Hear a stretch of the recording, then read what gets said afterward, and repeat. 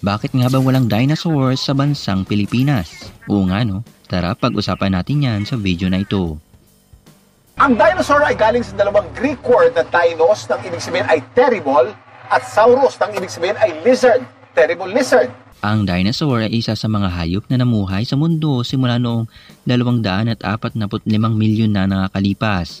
Sila ay namuhay noong Mesozoic era na nahati sa tatlong kaganapan, itong Triassic, Jurassic at Cretaceous period.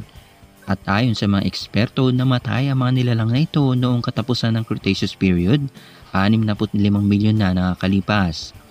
Isa sa mga pag-aaral kung bakit namatay ang mga dinosaur dahil sa pagbagsak ng napakalaking asteroid na tinatawag na Chicxulub, na kasing laki na Mount Everest.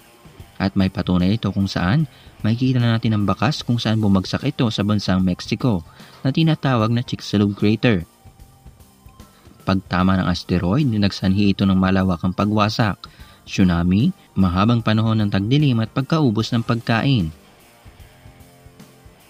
Bakit nga ba walang dinosaur sa Pilipinas?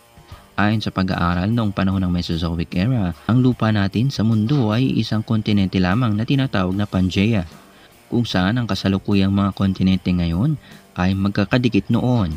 At makikita natin dito na imposible pa rin na magkaroon ng Pilipinas dito. Maaari nating sabihin na tira-tira lamang tayo ng isang malaking bahagi ng isang kontinente o isang islang bigla na lang umultaw mula sa ilalim ng dagat.